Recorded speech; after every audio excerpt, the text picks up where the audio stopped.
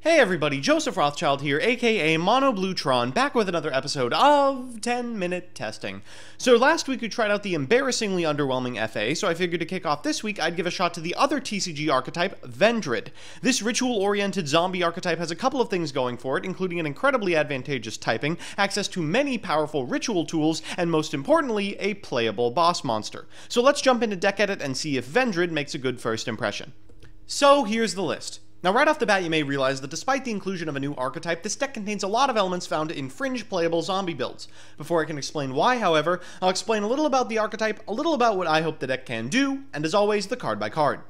So firstly, for those of you who haven't checked spoilers recently, Vendread is a ritual archetype. I have high hopes for it, mostly because since Necros was relatively well received, Konami has been pushing ritual archetypes, slowly inching back up towards playability. It's hard to make a snap judgment when only 4 cards have been released, but this archetype certainly looks well on its way to being good enough.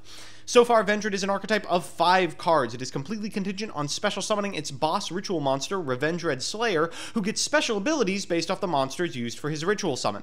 These monsters are searchable by the massive wave of zombie support, and they have pretty easy conditions for recursion from the graveyard, so it's definitely likely that they not only grant access to their boss monster, but also indirectly buff current synchro zombie builds. Perhaps you're seeing where I'm going with this. This deck, brewed with the help of some friends, is meant to utilize the Lightsworn Zombies synchro engine to enable the Vendread cards. Our dream opener is several Omegas backed up by a Revendread Slayer at maximum firepower. Now this actually isn't too hard to accomplish, as the milling powers of Lightsworns all but guarantee we'll have access to fodder for our ritual, and the Solitaire engine ensures we'll have enough tuners to get the Omega job done. Additionally, the deck is completely functional under Link summoning, as Psyframe Lord Omega can banish during either player's main phase, meaning we can just tag out as we need our extra monster zone open. Then when he comes back, he can safely return to a main monster zone. Finally, we get access to the best of the best rank 4 monster ever printed, Minerva, which means that even our backup plan is about as good as any other rank 4 spam deck can hope for. So, with that, let's get on to the card by card. First, we have 3 copies of Revendread Slayer, the cover card of the deck. This 2400 attack bad boy can be special summoned with any Vendread ritual spell, which will probably be good later. For now, he only has 1, and he has the ability to banish a zombie during damage calculation to gain 300 attack points. When he's destroyed, he adds a ritual spell from your deck to your hand and a Vendread from your deck to your graveyard. He's okay already, but he gets much better when he's summoned using our next card, Vendread Revenants. Now this card returns to the field if it's destroyed by battle or a card effect, and gives a Vendread monster summoned using this card on the field the ability to target and banish a special summoned monster your opponent controls as a quick effect. Next one, Hound Horde, is special summonable from grave if you discard a Vendread card, and gives Vendread the ability to banish a spell or trap as a quick effect as well. Next are our Lightsworns, 3 copies of Raiden, 1 copy of Lila, 2 copies of Lumina, and 3 copies of Wolf. I'd play Felis, but we've already got way too many tuners.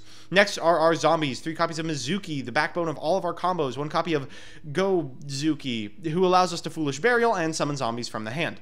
3 copies of Solitaire, who will always go to the graveyard to get our next card, Unizombie. By getting Unizombie on board and sending Mizuki, we can easily go into however many Omega we need. As our we have a copy of Zombie Master in case we draw into the absolute nut, and next are our spells. 3 copies of Revendread Origin, which can summon any Revendread ritual, really only the Slayer right now, and allows you to banish zombies from grave to pay for the summon. Additionally, if a Slayer you control would be destroyed, you can banish this card from your graveyard instead. 1 copy of Prep Rites, since we're only allowed to play 1, and 3 copies of Pre-Prep, since the ritual spell half-heartedly throws out a mention of Slayer in its last line. After that is Foolish, Soul Charge, 2 Charges, and 3 Recharge. God, that's a lot of charge. In the extra, we have a lot of Synchro spam, but most notably a Beals for Draco and 3 Omega for shenanigans. We're also playing the rank 4 suite featuring 2 Minerva since we have so much space. Finally, we are not playing the Revendread Trap. It destroys by tributing, which is cool, but can only hit monsters with a level. So no Link monsters, no Drident, basically everything you could ever want to destroy in the format is unkillable. Additionally, while YGO Pro hasn't yet updated to Link format, we'll be playing these games with friends as close to Link as we can. So with that, let's jump into the games. Our first match is up against Red Eyes, a deck that's not particularly threatening, but can certainly catch duelists unawares with the fusion. We've opened okay. We have a copy of Shinrai Solitaire, which is obviously very good, gives us access to turn 1 Omega. We also have the option of going into a turn 1 Revendread Slayer, but since it wouldn't be backed up by either of the quick effect monsters, it's probably not worth considering. In the dark, I honestly like going into Omega over Slayer more, even if it did have quick effects, just because there's no guarantee that banishing a special summon monster our opponent controls is particularly good. Think True Draco. We're going to use our main phase to normal summon the Shinrai Solitaire, then we'll immediately tribute it for a Unizombie, then use its effect to send one card to the graveyard. We'll pick Mizuki, of course, banishing Mizuki to get back Solitaire and synchroing into Omega. This hopefully is enough. Unfortunately, we don't have room for traps in this deck. Our opponent is going to start with a Red Eyes Fusion, and not wanting to get run over, I will immediately banish one card from their hand. They go into the one, the only Archfiend Beastskull Dragon. They'll then attack for 3,800 with the equip spell and deal 2,400 with the card in their grave, putting us at a healthy 1,800 life points. Things are actually looking pretty good because we have access to a Mizuki Unizombie combo, which allows us to send a Revendread Slayer to grave. We'll then normal summon Revenants, then special Revendread Slayer from grave, since Revendread Origin can ritual summon from there. We'll then use the Revendread Slayer effect to banish, because we sent a Revenants as part of his cost, to banish the Archfiend Beastskull Dragon and attack for 2,400, since our Omega cannot attack because Unizombie uses effect. Our opponent is going to draw, and then will return the Mizuki during their standby. They'll use another fusion for Falling Meteor, which we will immediately banish, taking 1,200 in the process. But hey, we're still alive, and really that's all that matters. We're going to get it passed back to us. At this point, we can really win. We'll use Recharge and then normal charge in order to add 12 cards to our graveyard. Use Unizombie's better effect to send a Mizuki to grave, banish it for a Revenants, attack, and our opponent concedes. Our second match is up against Yangzing Dinos, a deck that might actually win Worlds.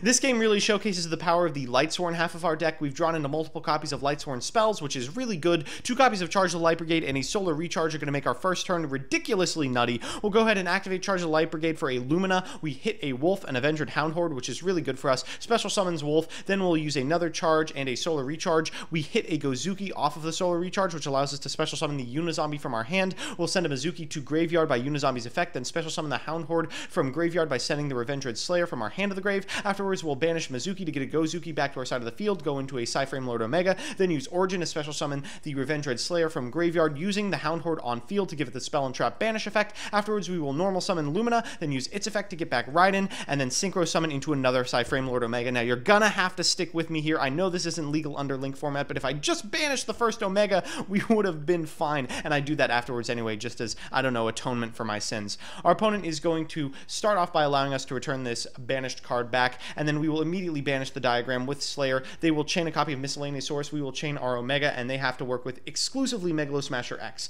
They'll go into an Aeolo and then go into Ding Dong, adding a copy of 9 Pillars to their hand and setting a card. That's not particularly frightening for us, since we not only have a couple of Omegas coming off, we also have the ability to banish it, which we will do immediately. We go into Solitaire, use his effect, but get Ghost Dashed. I'm perfectly happy to just leave Ding Dong on his side of the field and mill more cards from my graveyard. Our opponent is going to draw. They draw into a Petit Pterodon. We'll go ahead and use Frame Lord Shenanigans to get more cards and banish the card they just set, and they decide they don't want to play it out. Well, we might as well play against the gatekeeper of the format. Our third match is up against Zoodiac, and even though we're going first and have a copy of Shinrai Solitaire, I still do not think we are favored, just because Psyframe Lord Omega is terrible against Zoodiac. Not only does the deck not need a 5-card hand in order to go off, more importantly, it can destroy Psyframe Lord Omega during a non-main phase, meaning we can't tag it out in response.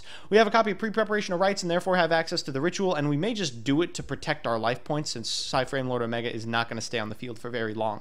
We'll start by using Pre-Prep to get Revendread Slayer and the Ritual spell, then use Shinrai Solitaire to go into Unizombie, send Mizuki, banish Mizuki for Shinrai Solitaire, yada yada yada, and on Omega, then make the Ritual guy with no quick effect, just for protection.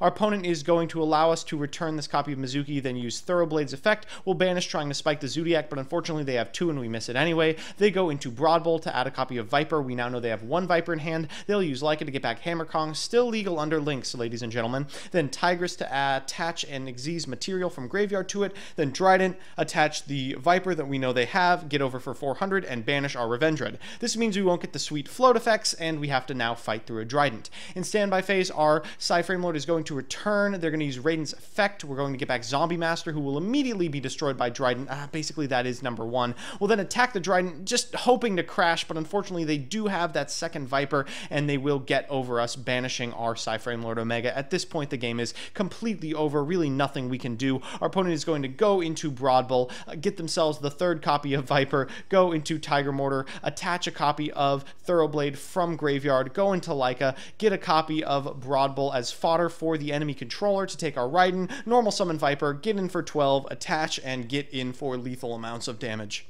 So we're back with the deck. Honestly, Can't Beat Zoo is a bit of a high litmus test for any deck, and it did have a lot of game against decks playing Dragonic Diagram, which is everything else that's meta.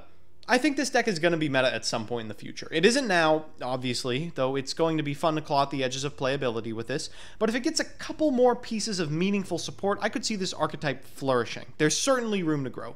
I mean, it's performing well in effectively a meta mash right now. Imagine if all these Lightsworns were playable Vendread cards. All in all, it's going to be a fun toy to tinker with in Code of the Duelist, and hopefully a potent meta threat soon thereafter. So that's that. It might not be tier 0, but at least it performed better than FA. If you want to see me play the decks I make on this show on stream, check out twitch.tv/monobluetron every Monday and Thursday from 10 to midnight Eastern Standard Time. And if you have an idea for a certain deck or archetype you want to see on the show, let me know in the comment section below and I will do my best to check it out. Otherwise, I'll see you Tuesday.